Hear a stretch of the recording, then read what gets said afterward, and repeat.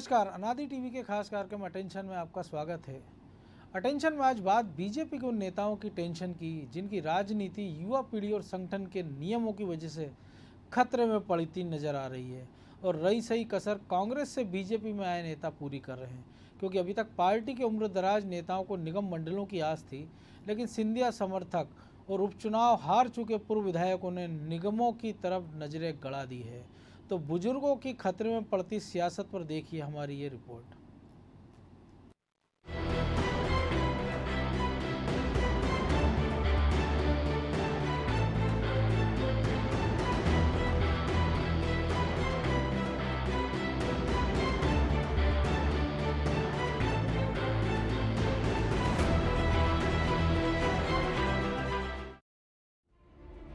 BJP में पीढ़ी परिवर्तन के नए दौर ने पूरी एक पीढ़ी की राजनीति को ही संकट में डाल दिया है।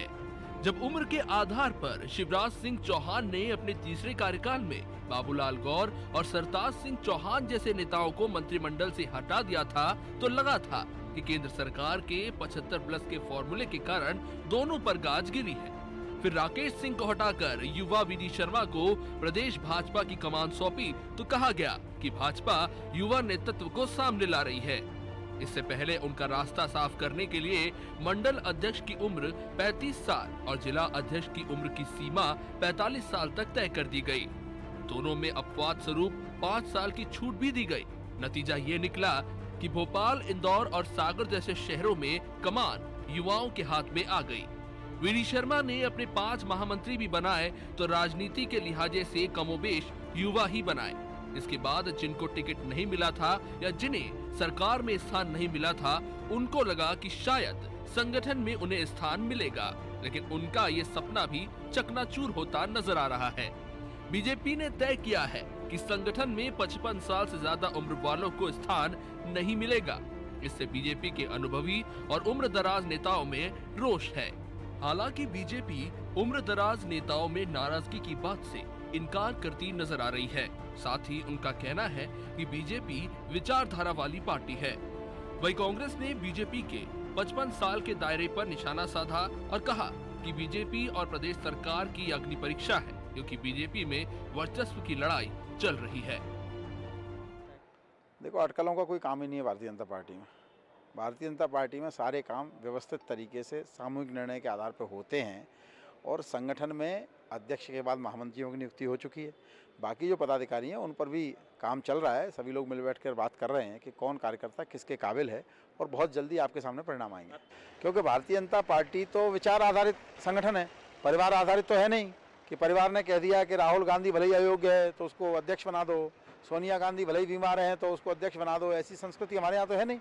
हमारे यहाँ तो एक वार्ड का अध्यक्ष भी राष्ट्रीय अध्यक्ष बनता है अमित शाह के रूप में। 55 साल से कम उम्र 55 साल से ज़्यादा के लोगों को ले नहीं रहे, तो ये भी ऐसा है कि वो अपने 55 साल का जो फार्मूला बता के अपने विरोधियों पर निशाना लगाना चाहते हैं। वी.डी. शर्मा जी, शिवराज और महाराज ये मिल के जो बाकी की जो भारतीय जनता पार्टी है उस पर निशाना लगा रहे हैं। ऐसे ही 75 पार का एक फार्मूला आया था जिसको बाद में अमित शाह जी ने नकार दिया था। तो कुल मिला के भारतीय जनता पार्टी में जो वर्चस्व की लड़ाई है वो चरम पर है और उसी का खामियाजा जो ज़मीन का कार्यकर्ता है, जो टिकाऊ कार्यकर्ता है भारतीय जनता पार्टी के, उनको भुगतना पड़ेगा। असल में अभी तक बीजेपी एक ही फॉर्मूले पर काम करती आई है। सरकार हो या संगठन, युवा जोश के साथ अनुभव को प्राथमिकता मिलती ही रही है। इसका फायदा ये होता था कि पार्टी को ऊर्जावान चेहरों के साथ अनुभवी नेताओं का मार्गदर्शन भी मिलता था, लेकिन अब सिर्फ युवा जोश बचेगा और अनुभव नदारद रहेगा। अब जबकि सिंधिया समर्थकों के कारण पहले ही बीजेपी के खांटी नेताओं को मंत्रिमंडल में पर्याप्त स्थान नहीं मिल पाया है, निगम मंडलों में भी कांग्रेस से आए लोगों को तवज्जो मिली है और जो बचे हैं उन पर हारे हुए सिंधिया समर्थकों की नजर है। ऐसे में संगठन में स्थान ही इन नेताओं का सहारा था, लेकिन वो भी खतरे में पड़ता नजर आ रहा है। अभी तो सत्ता है तो सब ठीक नजर आ रहा है, लेकिन कहीं ऐसा ना हो कि युवा जोश के कारण पार्टी होश खो बैठे और आने वाले चुनाव में अनुभवी नेताओं की अनदेखी पार्टी को भारी पड़ जाए। ब्यूरो रिपोर्ट, अनादि टीवी। तो युवा जोश से भरे इस देश में युवाओं को आगे बढ़ाना तो ठीक है, लेकिन ये भी समझने की बात है कि युवाओं के पास ना तो अनुभव होता है और ना ही संगठन और सत्ता चलाने में वो उतने महारत होते हैं। और इसके लिए अनुभव कितना ज़रूरी है, ये कांग्रेस के अनुभवी नेता कमलनाथ से भी बीजेपी के नेता सीख सकते हैं। लेकिन बीजेपी संगठन नए नियम बनाकर अनुभव को घर बैठाना चाहती है और युवा जोश को आगे बढ़ाना चाहती है। संगठन के नियमों से बीजेपी की बढ़ने वाली टेंशन पर हमारे साथ चर्चा के लिए मौजूद है स्टूडियो में हमारे एसोसिएट एडिटर प्रभु पटेरिया और ब्यूरो हेड ब्रजेश चौक से। प्रभु जी, अनुभव और जोश जो युवा जोश का तालमेल हमने बीजेपी में लंबे समय से देखा, या कहे कि 1980 में जब बीजेपी बनी है उसके बाद से मध्य प्रदेश में हमने देश भर में भी ये चीज़ देखी और मध्य प्रदेश में भी राकेश सिंह तक हमने ये चीज़ देखी है। ये बात और थी कि उन्होंने टीम बनाई नहीं, कैरी फॉरवर्ड 2-3 अध्यक्षों से संगठन चलता रहा, कुछ नए चेहरे आते थे जाते थे, लेकिन उम्मीद की जा रही थी कि जब 75 फार का फार्मूला जब लागू किया गया था बाबूलाल गौर और सरताज सिंह पर, हालांकि अमित शाह ने उसका खंडन भी किया था, और जब बी डी शर्मा को लाया गया तो ये कहा गया था कि कमान जो सेनापति है वो युवा, लेकिन अनुभव उसके साथ देखने को मिलेगा। लेकिन पहले हमने देखा मंडल में, फिर हमने देखा जिला अध्यक्षों की नियुक्तियों में, और अब जब उपाध्यक्ष और बाकी जो कार्यकारिणी बची है, क्योंकि बीजेपी की कार्यकारिणी कांग्रेस जैसी होती भी नहीं कि 1000-2000 लोगों की हो तो सबको स्थान मिल जाए, तो एक सीमित कार्यकारिणी में अगर आप अनुभव को दरकिनार कर रहे हैं और 3 साल का समय भी आपके पास बचा नहीं है, क्योंकि 3 साल में चुनाव होंगे, उसके पहले आपको नगरीय निकाय के चुनाव में जाना और तमाम सारे चुनाव में आपको बीत जाना। तो आपको लगता है कि बीजेपी ये कोई आत्मघाती गोल कर रही है, या ये बीजेपी पूरी तरह से युवा चेहरों को सामने लाकर अनुभव के हो सकता है घर बैठाकर उनका मार्गदर्शन मंडल से सहयोग ले, लेकिन कुल मिलाकर आज की स्थिति बीजेपी के लिए किस नज़रिए की आपको दिख रही है? बिल्कुल मनोज जी, सवाल भारतीय जनता पार्टी के अंदर बड़ा मौजूद है कि इतने सालों तक भारतीय जनता पार्टी को बनाने गढ़ने वाले जो लोग हैं, अचानक उनको नकार दिया जाएगा, एक किनारे बैठा दिया जाए, मुख्य धारा से अलग कर दिया जाएगा, क्योंकि आज भारतीय जनता पार्टी जो कुछ भी है उन्हीं के दम पर है। बिल्कुल। जो युवा जिन नेताओं को जैसे कमान सौंपी है, अभी जिला अध्यक्षों की जिनको कमान सौंपी है, वो युवा मोर्चा से आए हुए नेता हैं। 1-2 साल का उनका अनुभव है भारतीय जनता पार्टी में आने का, 5 साल से ज़्यादा तो किसी का नहीं है जो युवा मोर्चा में रहे, और उसके बाद भाजपा में आए, मुश्किल से 5 साल भी नहीं हुआ उनको, और सीधे वो जिला अध्यक्ष बना दिए गए। तो ऐसे लोगों के हाथ में कमान देने के बाद यदि हम इंदौर की या सागर से समझें इस चीज़ को, तो इंदौर में कैलाश विजयवर्गीय जैसे बड़े नेता, राष्ट्रीय पदाधिकारी हैं, बहुत सारे भारतीय जनता पार्टी के बड़े बड़े सीनियर लीडर्स हैं, क्या वो सब एक युवा जिलाध्यक्ष के निर्देशों को मान पाएंगे? क्योंकि युवा की सोच अलग होगी, उनका जो अनुभव है पार्टी को चलाने को लेकर, एक दूसरे को सम्मान के नज़रिए से देखना, वो सारी चीज़ों हायरार्की टूटेगी वहाँ पर, वो एक दिक्कत वहाँ पर आएगी। यही हाल सागर की यदि हम बात करें, सागर में भूपेंद्र सिंह, गोपाल भार्गव, अब तो गोविंद राजपूत जैसे नेता भी आ गए हैं। तो ऐसा एक पूरी टीम है भारतीय जनता पार्टी की सीनियर नेताओं की, क्या गौरव चौधरी जैसा एकदम युवा अध्यक्ष इन सबको एक लाइन पर खड़ा करके बात कर सकता है? संभव नहीं है ये चीज़ें। भोपाल में वही स्थिति है। एक बार भोपाल की भी यही स्थिति है, राजधानी है, चूँकि राजधानी के जिलाध्यक्ष के पास स्वागत, किसी को एयरपोर्ट तक लेने जाना और रेलवे स्टेशन छोड़ने जाने से अलावा कोई ज़्यादा काम होता नहीं है।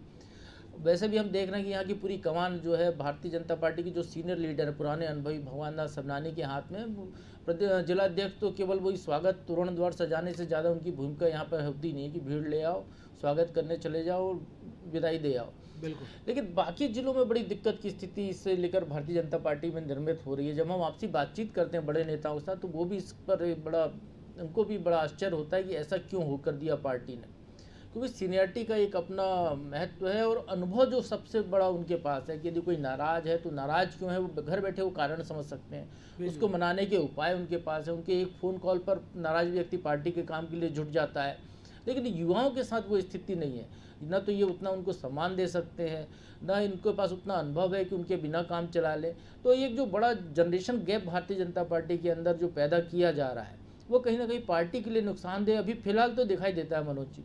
जिस और तरीके ये से वो लोग नहीं प्रभु जी जिन्होंने संगठन, जैसा आपने कहा कि गढ़ा, जिन्होंने लाठी डंडे खाए, सड़क पर जमीनी संघर्ष किया, दिग्विजय सिंह का शासनकाल हो या पुराना हो, और अब जो नए युवा आए हैं उन्होंने 15 साल से केवल सत्ता देखी है। सत्ता की 15 महीने में भी जी। उनको वो चमत्कार नहीं कर पाए वो कि लगे कि हाँ उनमें कोई ललक के कुछ करके दिखाने का जज्बा हो।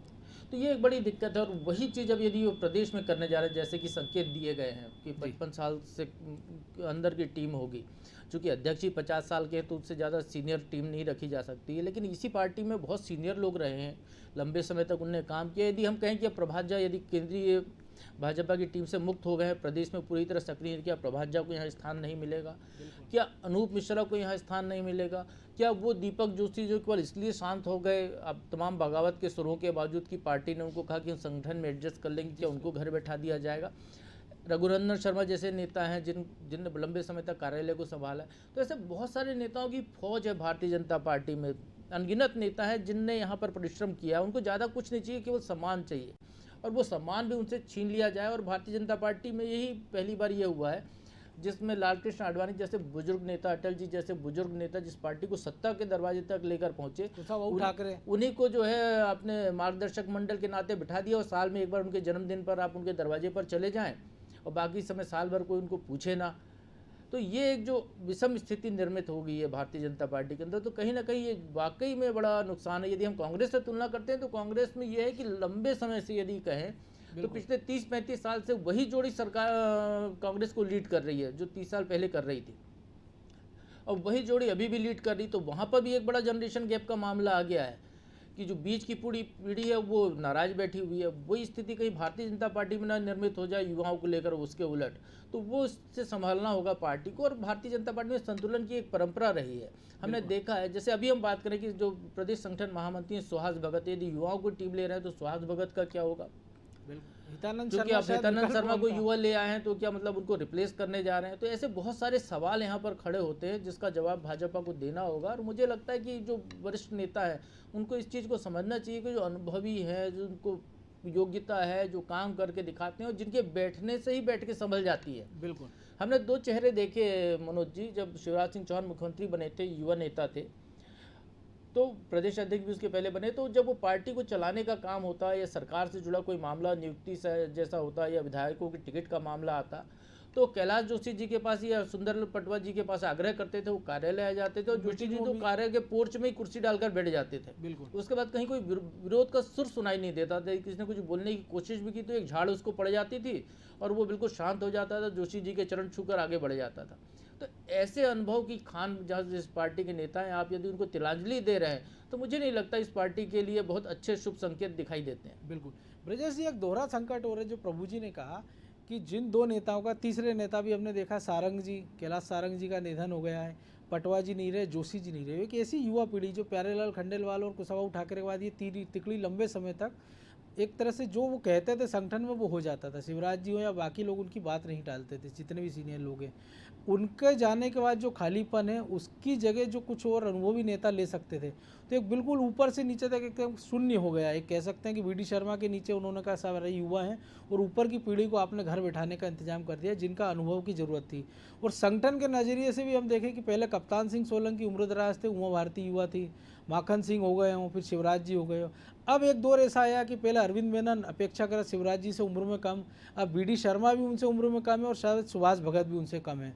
तो एक संगठन का रुतबा भी कम हुआ है और इसका नाज सरकार का हस्तक्षेप भी बढ़ा। और पहले कहा जाता था कि सरकार जो है संगठन पूरा चला रही कांग्रेस जैसा, और अब जब इतने सारे गैप के बाद अगर आप सारे युवा खड़े कर देंगे तो इसकी भरपाई कैसे करेंगे? क्योंकि हमने देखा कि युवा चेहरों पर जो बीजेपी ने दाव लगाया है, अगर युवा मोर्चा की बात करें हम, चाहे वो अमरदीप मौर्य हो, चाहे वो हालिया अध्यक्ष हों, वो कुछ कसौटी में खरे नहीं उतरे हैं। मनोज जी, आपने सही कहा है कि जो खरे नहीं उतरे युवाओं को हमने मौका दिया पहले भी, चाहे जीतू जिराती हो, चाहे आज भी आप देखो युवा मोर्चा कितना कमज़ोर सा दिखता है। यूथ को आपने मौका दिया है, लेकिन आप देखिए पहले संगठन का क्या दबदबा था भाजपा में। जब कप्तान सिंह सोलंकी थे, उससे पहले भगवत सरन माथुर थे, तो इन लोगों का दबदबा इतना था संगठन पे कि सरकार इनसे कमज़ोर दिखती थी। संगठन मजबूत था, लेकिन जब से 15 साल में शिवराज जी रहे तो संगठन धीरे धीरे कमज़ोर होता गया।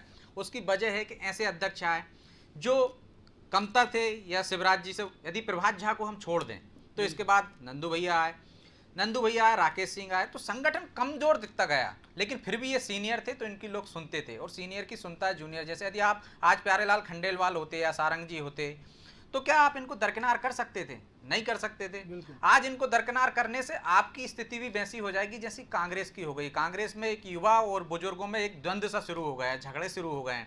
तो कहीं ये परिस्थितियां भाजपा में भी ना आ जाएं, इसलिए भाजपा को एक मार्गदर्शक मंडल की जरूरत है और ऐसे नेताओं की जरूरत है। जोशी जी जैसे नेताओं को आपको उनको सम्मान देने की जरूरत है, क्योंकि जब भी कोई विपदा आती थी, जब भी कोई दिक्कत आती थी, जब भी कोई विरोध के सुर उठते थे, तो जैसे पटेरिया जी ने बताया कि जोशी जी बाहर चेयर डाल के बैठ जाते थे और यदि वो फटकार लगा देते थे, यदि विधायक टिकट के लिए मांगने आ रहे तो भैया तुम्हें टिकट दे देंगे पार्टी के लिए जो करते हुए आ रहे हैं, वो उसको समझा भी देते थे, लाड़ प्यार भी कर देते थे, दुत्कार भी देते थे, फटकार भी देते थे और उनका सम्मान था। यदि आज की तारीख में हम देखें बीडी शर्मा यदि अपने वरिष्ठ नेताओं को फटकार लगाएंगे तो उसके क्या दुष्परिणाम सामने आएंगे।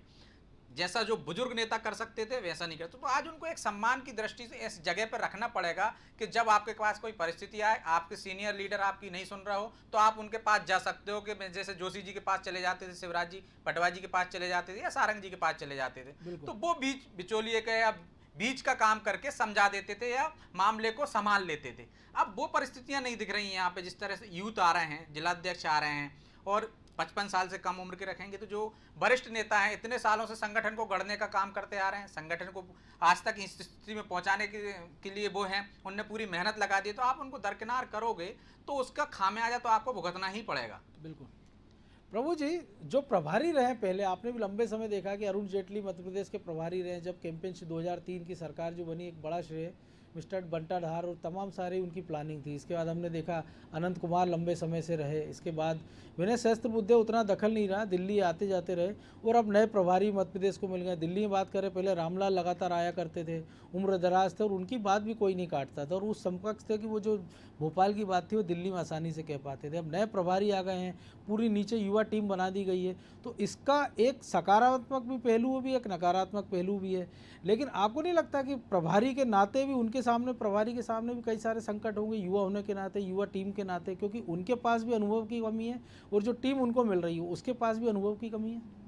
देखिए मनोज, जो प्रदेश प्रभारी बनाए गए हैं वो संघ के अनुशासित कार्यकर्ता हैं, लंबा अनुभव उनका, भारतीय जनता पार्टी की मध्य प्रदेश इकाई के साथ भी उनके बड़े ताल्लुक रहे हैं, आना जाना उनका यहाँ रहा है और चूँकि वो केंद्रीय नेतृत्व के प्रतिनिधि हैं वो, तो स्वाभाविक तौर पर उनका सम्मान, उनकी गरिमा एक अलग स्थान रखती है, उसको कोई क्षति पहुँचाने की कोशिश यहाँ नहीं करेगा। लेकिन एक जो तालमेल की बात है, तो उनको यहाँ जब वो आएंगे तो हमको दिखाई देगा कि वो जो सीनियर नेता है उनके पास वो झुकते हुए दिखाई देंगे, सीनियर नेता इनके आगे झुकता हुआ नहीं दिखाई देगा। और यही परंपरा यहाँ भारतीय जनता पार्टी की जो प्रदेश टीम बने या जिला टीम हो या ऑन ब्लॉक लेवल तक जाए, तो वहाँ पर भी इनको ये अपनानी होगी। अभी आपने जिक्र किया था कैलाश सारंग जी का। मनोज जी, अभी इसी चुनाव में सांची में रिकॉर्ड बहुमत से भारतीय जनता पार्टी के उम्मीदवार की जीत होने के बावजूद पूर्व मंत्री गौरीशंकर सेजवार उनके बेटे को नोटिस थमा दिया गया निष्कासन का। गौरीशंकर सेजवार जी, गौरीशंकर सेजवार उनके बेटे को।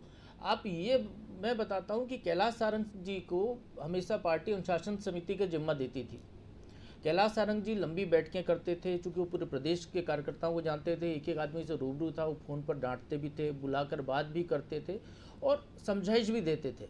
इस तरीके की स्थितियां निर्मित नहीं होती थी कि जहां आप इतने रिकॉर्ड बहुमत से जीत रहे हैं और वहीं के आदमी को आप उस व्यक्ति को जिसने उस क्षेत्र में भारतीय जनता पार्टी को जमाया है, जिसने गढ़ा है वहां भाजपा को, आपने क्या कि उमा भारती जैसी सीनियर लीडर कह रही है कि आप उनको नोटिस मत दीजिए, वो पार्टी का काम कर रहे हैं, ऐसे व्यक्ति को आपने जो है कार्रवाई कर दी, जबकि कार्रवाई वहां होनी चाहिए थी जहां पर आप चुनाव हारे हैं। वो 9 सीटों के लोगों पर जहां भीतरघात हुई है वहां पर कार्रवाई होती तो समझ में आता। और मुन्नालाल गोयल और रघुराज संसाना जैसे नेताओं ने आवाज भी उठाई कि उनको हरवाया गया। भीतरघात जैसी चीज तो दिखाई नहीं दे रही है। सांची में सेजवार जी ने यदि एक आध किसी को आवाज भी दी होगी तो उसने भी नहीं सुनी, परिणाम तो यही बता रहे हैं।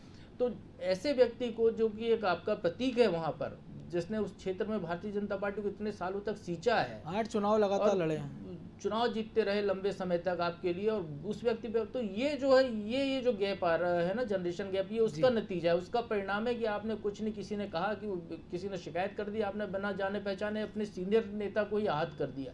तो ऐसी स्थितियां भारतीय जनता पार्टी में आने वाले समय में बनती हुई बहुत सारी दिखाई दे सकती हैं। इसी के लिए अनुभवी नेताओं की ज़रूरत है कि वो ऐसे कारणों को रोकें, उनको समझाएं, युवा टीम को बताएं पुराने अनुभव से कि भाई ये नेता का क्या योगदान है, इसने पार्टी के लिए कितना काम किया है। जो एक पुराना भाजपा में कहा जाता है चने चने न लेकर निकलने वाले, तो उस जमात के नेताओं के साथ तो कम से कम इस तरीके का बर्ताव न किया जाए भारतीय जनता पार्टी में। ये सिखाने वाले नेता इस टीम में चाहिए। मार्गदर्शक मंडल में भी उनको रखने की जरूरत नहीं है, क्योंकि मार्गदर्शक मंडल की स्थिति हम देख चुके हैं। बिल्कुल, वो टीम का हिस्सा होना चाहिए कि आपकी बैठकों में वो मौजूद रहें, उनका सम्मान बरकरार रहे, उनके अनुभव से युवा सीख सकें। तो ये ज़रूरत है भारतीय जनता पार्टी के लिए।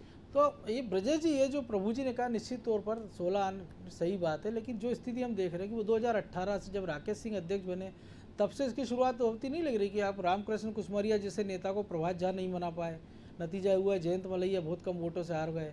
समीक्षा गुप्ता, जिस ग्वालियर से इतने बड़े बड़े नेता आते हैं, चाहे वो प्रभात झा हो, माया सिंह हो, नरोत्तम को भी हम वहीं से मान सकते हैं, उन समीक्षा गुप्ता को आप नहीं बैठा पाया। धीरज पटेरिया, जो उसी जबलपुर से जिन्होंने चुनाव लड़ा, बीजेपी की हार का कारण बने, जहाँ से खुद राकेश सिंह आते थे।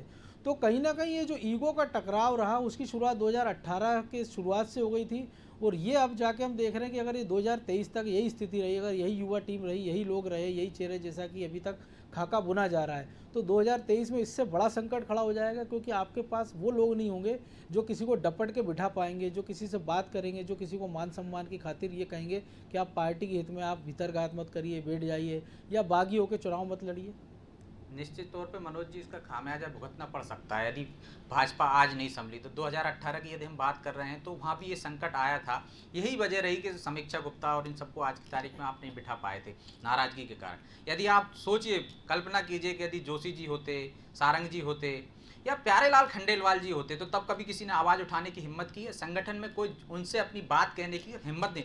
तो जो संगठन चलता है, हमने देखा आर्मी हो चाहे पुलिस महकमा हो, अनुशासन से चलता है। अनुशासन कैसे आता है? घर का बुजुर्ग आदमी से अनुशासन आता है। घर में जो एक व्यक्ति होता है, जो बुजुर्ग, वो आपको अनुशासन में लाता है। यदि बुजुर्ग आपके घर में नहीं है तो आपकी दिनचर्या ही बदल जाएगी। आप 12 बजे उठोगे, यदि आपके घर में एक बुजुर्ग है तो आप सुबह उठ जाओगे, शाम को सही समय पर घर पहुंच जाओगे। तो संगठन भी वैसा ही है, संगठन भी एक परिवार है। यदि उसको आपको चलाना है मनोज जी, तो एक बुजुर्ग की, और बुजुर्ग जो है भाजपा में कमी नहीं है। आज रघुनंदन शर्मा जी भी हैं, सब हैं, सीनियर लीडर हैं, बहुत सारे लीडर हैं जिनकी बात सुनते हैं लोग। नीचे युवा हैं जो सुनेंगे, लेकिन जब आप उन्हीं को सम्मान नहीं मिलेगा तो उनकी कौन सुनता आदमी तभी है ना मनोज जी, जब उसको ये भय हो कि ये संगठन में पावरफुल हैं और मेरा कुछ बिगाड़ सकते हैं, या मेरा नुकसान भी हो सकता है और मेरा भला भी हो सकता है। दूसरी चीज़ है, या फिर ऐसा आदमी जिसको लगता है कि ये संगठन के हित में काम करेंगे, अगर हम इनको कोई बात बताएंगे तो हमारा सम्मान रखेंगे और उस चीज़ की सुनवाई करके उसको दुरुस्त करने का प्रयास करेंगे। निश्चित तौर पर उसको ये विश्वास होना चाहिए कि हम सही व्यक्ति के पास, ऐसे व्यक्ति के पास अपनी बात रख रहे हैं जिससे वो हमारी सुनेगा भी और हमारे हित में भी काम करेगा, संगठन के हित में काम करेगा।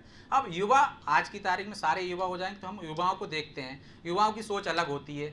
वो जिस तेजी से एकदम यदि किसी को कोई बहुत अच्छी चीज़ मिल जाए या बहुत बड़ा पद मिल जाए तो वो अपने को काबू नहीं रख पाता है। तो इसके दुष्परिणाम भी आपको बाद में देखने को मिल पाएंगे।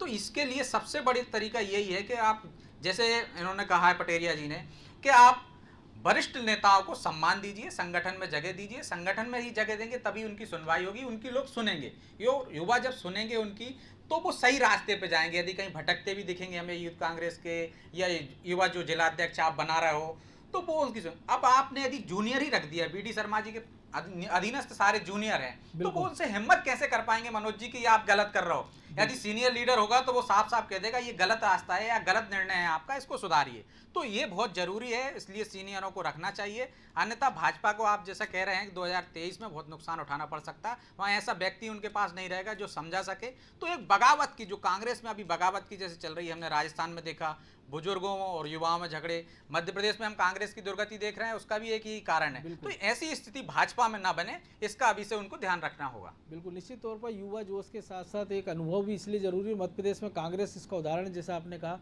कि युवा जोश जैसी गया सिंधिया, तो जो अनुभवी थे 40 साल पुराने, वो खेत रहे। तो उम्मीद की जाना चाहिए कि बीजेपी शायद इससे सबक लेगी। बहरहाल आप दोनों का बहुत शुक्रिया इस विश्लेषण के लिए। तो निश्चित तौर पर जो हम देख रहे हैं कि अगर टीम की बात हो रही है, युवा टीम, ठीक है, युवाओं को आगे बढ़ना चाहिए। पूरी दुनिया में युवाओं के लिए मौके बढ़ रहे हैं, लेकिन अगर अमेरिका के राष्ट्रपति का हम देखें कि सबसे उम्रदराज और राष्ट्रपति बने, ऐसे कई सारे तमाम सारे उदाहरण हैं। दिल्ली में बीजेपी की बात करें तो पहले जो अनुभवी नेता थे, जिनको कहा गया था कि अडवाणी हो, मुरली मनोहर जोशी, उनको घर बिठा दिया गया, लेकिन एक ऐसे 14 साल पुराने मुख्यमंत्री का अनुभव के साथ दिल्ली में लाया गया, जिनके साथ युवा अमित शाह का साथ मिला। अब अमित शाह संगठन से सरकार में चले गए और सरकार, संगठन की जिम्मेदारी जेपी नड्डा के पास है, लेकिन अनुभवी टीम उनके ऊपर भी एक अनुभवी प्रधानमंत्री नरेंद्र मोदी का एक सरपरस्ती है। हमने बिहार में देखा, हमने महाराष्ट्र में देखा, जितने अनुभवी लोग हैं उनका अनुभवी काम आया और बीजेपी को फ़ायदा मिला। कर्नाटक भी एक उदाहरण है कि युवा जोश पे चेहरा दाव लगाया बीजेपी ने, सरकार नहीं बन पाई। आखिरकार अनुभवी येदियुरप्पा काम आए और उनके लिए तो पार्टी ने 75 प्लस का फार्मूला भी तोड़ दिया। 77 साल की उम्र में येदियुरप्पा मुख्यमंत्री बने और अब भी मुख्यमंत्री है। तो उम्मीद की जाना चाहिए कि एक अनुभव के साथ युवा जोश भी जरूरी, लेकिन उस युवा जोश को दिशा देने वाले अनुभव की दरकार हर जगह होती है। तो उम्मीद की जाना चाहिए कि बीजेपी अपने ना सही, कम से कम कांग्रेस के अनुभव से भी इसको सीखेगी। तो अटेंशन में आज इतना ही, मुझे दीजिए इजाज़त और आप देखते रहिए अनादि टीवी। नमस्कार।